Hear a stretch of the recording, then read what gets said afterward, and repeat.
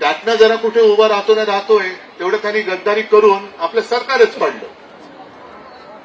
पण सरकार पाडलं नसतं तर तुम्हाला आज आंदोलनासाठी इकडे यावं लागलं नसतं. हा माझा तुम्हाला दिलेला शब्द आहे. अजूनही तुमची ताकद जी आहे ना, तुमची सेवा ही ज्यांना कळत नाही ते कृतज्ञ लोक आहेत. अगदी नवजात अभ्रक असो, शिशु असो, 6 वर्षापर्यंतची आज जवळपास 3 लाख बालकं आहेत ज्यांना पोषक आहार मिळत नाही. आता नुसतं जाहिराती बघायच्या, गुटगुटीत मंत्र्यांचे फोटो बघायचे आणि सुदृढ भारत. गुटगुटीत मंत्री म्हणजे भारत सुदृढ नाही, महाराष्ट्र सुदृढ नाही. आरोग्यमंत्री सुदृढ असतील खेकडे खाऊन. पण खरा जो भारत आहे त्याला सुदृढ करण्याचं काम तुम्ही करता. कुपोषित बालकं असतील आणि काही ठिकाणी खरोखर कुपोषित माता सुद्धा आहेत. मला माहिती आहे कुपोषित माता सुद्धा आहेत, कुपोषित महिला आहेत. काही गर्भवती महिला त्यांची आरोग्याची तपासणी तुम्ही करता. अगदी ज्याला धनुर्वातीची लस असेल, इतर काही लस असेल, कशाला? ग्रामीण भागामध्ये आयुष्याचा पहिला श्री गणेश सुद्धा तुमच्या अंगणवाडीच्या शाळेमध्ये होतो ना. ही सगळी पिढी म्हणजे भारत घडवणारी जी खरी शक्ती आहे, ही ताकद आहे, ही तुम्ही आहात. आणि तुम्हाला द्यायला पैसे नाहीत. यांच्याकडे जाहिरातीवरती उधळायला पैसे आहेत. या सरकारला काय सरकार म्हणतात? अरे जरा मोठ्याने बोला ना. खोके सरकार. यांना सरकार आणण्यासाठी खोके आहेत, पण माझ्या अंगणवाडी आणि आशाताईंच्या मेहनतीला त्यांच्या हक्काचे पैसे द्यायला, मानधन द्यायला पैसे नाहीत. हे सरकार तुमचं आहे. मी माझी जाहिरातबाजी करायला आलो नाही.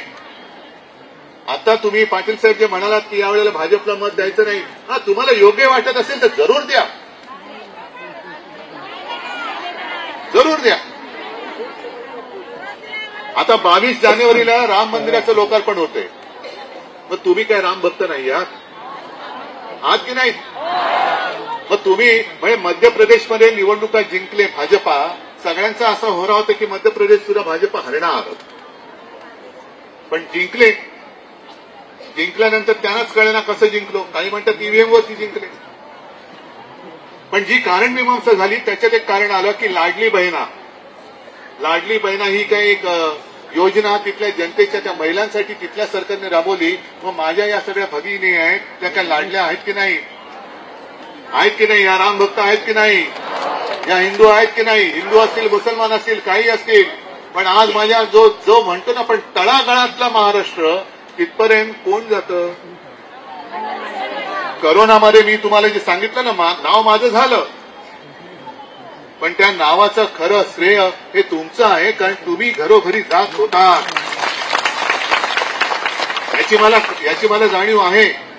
आणि म्हणून मी फार काही करू शकलो नसलो तरी देखील तुम्ही आता म्हणालात, मी विसरून पण गेलो होतो की न थांबता तुमचं मानधन वेळेवर मिळालंच पाहिजे. हा आपल्या वर्षातही मंत्रिमंडळातला एक निर्णय होता.